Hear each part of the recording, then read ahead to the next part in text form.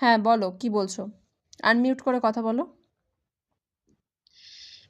বলছি 2015 সাল থেকে আমার যেমন হারে চুল ঝরতো, তারপরে আমার একটা অ্যালার্জি ছিল, মানে সর্দি অ্যালার্জি। কোনো কিছু গন্ধ পেলে নাক দিয়ে জল বেরোতে শুরু হয়ে যেত, আর হাঁচিটা হতো।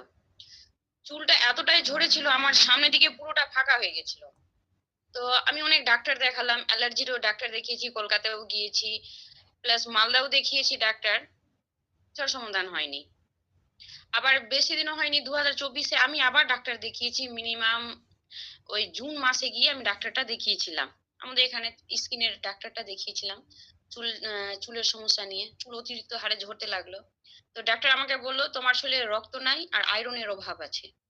তো ওখানেও আমি অনেকগুলো 10,000 টাকার মতো, ওখানেও আমি অনেকগুলো মেডিসিন নিয়েছি। তারপরে চুলে দিবার জন্য অনেক জিনিসও দিয়েছিল আমাকে ডাক্তার, সেগুলো আমি ইউজ করেছি, কিন্তু কোনোটাতে আমার কাজ হয়নি।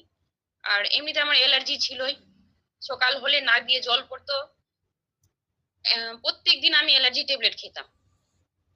ওটা হলো তো কোনো মতোই আমার চুল মানে ঝরা থামলো না। যখন আমি আগস্ট মাসে ওই অরিফ্লেমের থেকে জানতে পারলাম, তো আমি আমার মাম্পিকে বললাম যে, মাম্পি আমার চুল ঝরছে, এটা কি সমস্যার সমাধান হবে?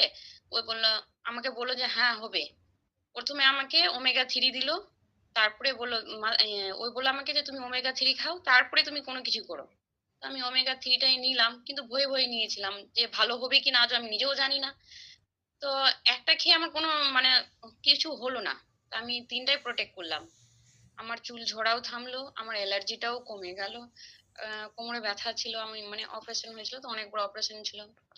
আহ, ওটা সব মানে সবকিছু আমার একটা হয়ে গেল, সমস্যার সমাধান হয়ে গেল ওমেগা এই থ্রি জন্যেই খেয়ে। বলা হয় ওমেগা থ্রি বা যে কোনো আমাদের ফুড সাপ্লিমেন্ট তোমরা ইনটেক করো না কেন, মিনিমাম কন্টিনিউ তোমাকে 90 ডেজ, 3 মাস কিন্তু যদি ইনটেক করো পরপর, তবেই তোমরা কিন্তু বুঝতে পারবে রেজাল্টটা। 1 মাসে কিন্তু বুঝতে পেরে যাবে না।